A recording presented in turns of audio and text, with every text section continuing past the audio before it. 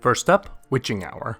Druid rare, 3 mana spell, summon a random friendly beast that died this game. Short and sweet, compare and contrast with Resurrect. A touch better because you can keep weak non-beasts in your deck, and still keep this power for other cards. The greater average power balances the mana cost, but this card generally has better deck cohesion. Case closed, decent card. Except for one detail. Polymorph and Hex, 2 powerful removal tools, both create exceptionally weak beasts. Witching Hour may be forced to summon one of these, making it pitiful. So decent, but even with the strongest synergies, this card has its limitations. Secondly, Cathedral Gargoyle. Paladin Epic, 2 mana 2/2, Battlecry, if you are holding a dragon, gain Taunt and Divine Shield. Well, let's get one thing straight. If this Battlecry works, this card is nuts. Shielded Midibot should be proof of that. So clearly a high rank and worse in Arena, so the question becomes, will Paladin get dragons back? Current dragon tools are lacking for all classes, not just Paladin, but there's still the rest of this set and 5 more sets to be released that could change that. So basically, if a Dragon Paladin ever exists, this card will find a home in it. We'll just have to see how that works out. Thirdly, Witchwood Grizzly. Neutral rare, 5 mana 3/12, Taunt, Battlecry, lose 1 health for each card in your opponent's hand.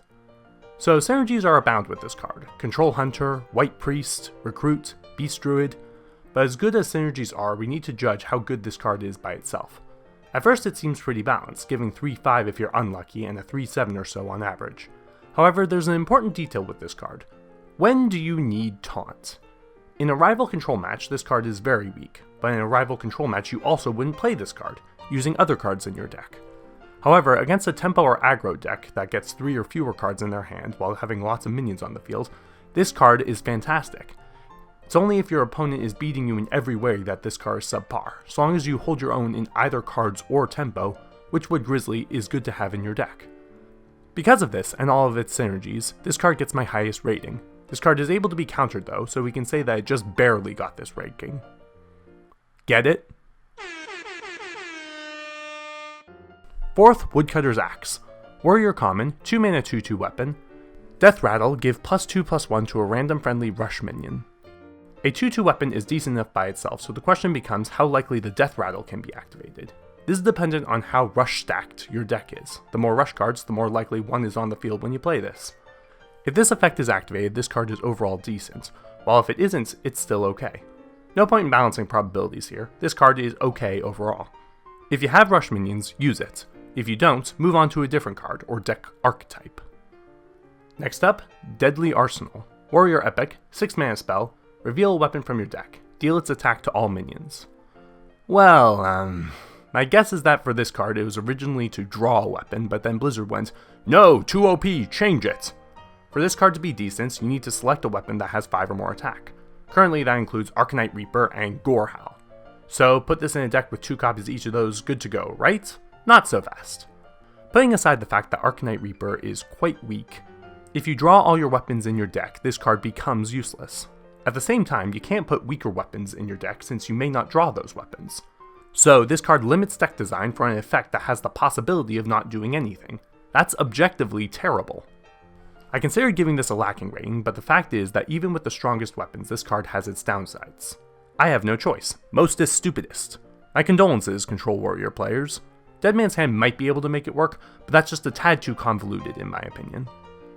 Moving on, we have Duskhaven Hunter. Hunter rare, 3 mana 2/5, stealth. Each turn this is in your hand, swap its attack and health. A while since we've seen one of these. To reiterate my mechanics video, the Worgen swap effect is actually more of a hindrance than a benefit, since if you want to play the high attack version of a card, you only have a 50% chance that you can.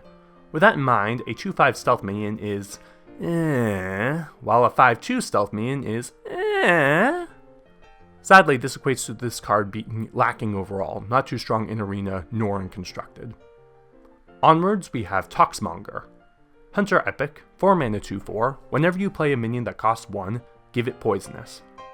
A 4 mana 2/4 isn't worth considering, its only worth is in its effect. Currently, this effect is good, but not good enough. Low-cost Poisonous minions are an anti-tempo deck tool, eliminating higher cost minions if and only if your opponent doesn't have removal. Against a tempo deck, this card is oh so lacking, getting destroyed by just about any rival 4-drop. The odds of being able to use this card's effect is unlikely, making this card lacking in general. That being said, an Echo or Rush 1-drop would make this card much more appealing, perhaps good enough to push it back to relevance. Continuing, we have Ravencaller. Neutral common, 3 mana 2/1, Battlecry, add 2 random 1-cost minions to your hand. Let's say the average 1-drop is worth 2/2 in stats. It isn't, but bear with me. This makes this card the equivalent of a 5 mana 6/5, lacking. While Firefly is also weak for its cost, it wasn't 3 mana. This card does have flexibility bonuses because it has its power in 3 different cards, but the overall power of the card is simply lacking. But Penniless, what about Karnasa Hunter? Karnasa Hunter doesn't work. Trust me, I tried. Trying to add synergies like Ravencaller and Toxmonger to a deck that simply doesn't work is simply not going to work. You need a card that directly synergizes with the Hunter quest to be able to make it relevant. Will Blizzard print that card? I guess we'll have to find out. Up next we have Wing Blast. Hunter rare, 4 mana spell, deal 4 damage to a minion. If a minion died this turn, this costs 1. A lot of people seem to like this card, and I'll be honest guys, I don't see it. Not as much anyways. When played right, this card is very strong, but then the question becomes, when is this card played right? The card only works when you are trying to control the board, so tempo or control deck. But in control, you're required to have other spells in hand to kill minions, while in tempo, you run the risk of being stuck with just this card when you need to be playing minions. In the end, I guess the weaknesses of this card seem more apparent to me, but I could be wrong. Regardless, in the hands of a decent player, this card can be quite strong, so it's at least okay. Almost done, we have Witch's Cauldron. Neutral epic, 3 mana 0/4. Whenever a friendly minion dies, add a random shaman spell to your hand. This card can be compared to Cult Master. Easier to play, more likely to stick around, more random cards given, and no attack value. The breakability of this cauldron, and the fact that it requires other minions to be worth it, makes it a touch too lacking, but it could still have relevance in the right arena deck. That's all there is to it, frankly. Cool card, and I'm glad shaman spells can be found in other decks, but we probably won't see much of it. And finally, we have Duskfallen Aviana. Druid Legendary, 5 mana 3/7, the first card each player plays each turn costs 0. Yes, this card gives Millhouse Manastorm and Temporis vibes, considering how dangerous it is to give your opponent a mana-free card. Much like Forest Guide, this card gives the benefit to your opponent first, and unlike Forest Guide, that benefit can be swiftly taken away from you. Even in a control matchup, this card can be a 5 mana, your opponent discards a hard remove spell. So this card is stupid, but how stupid? For that we need to look at loopholes. If this card can be summoned on your opponent's turn, or at the very start of your turn, then this card becomes much more powerful. This is especially the case in a ramp druid deck, typically able to take greater advantage of a large mana discount. Still though, an entire deck would need to be formulated around this, and otherwise this card just isn't going to cut it, so it's still stupid. Just, you know, the right flavor of stupid.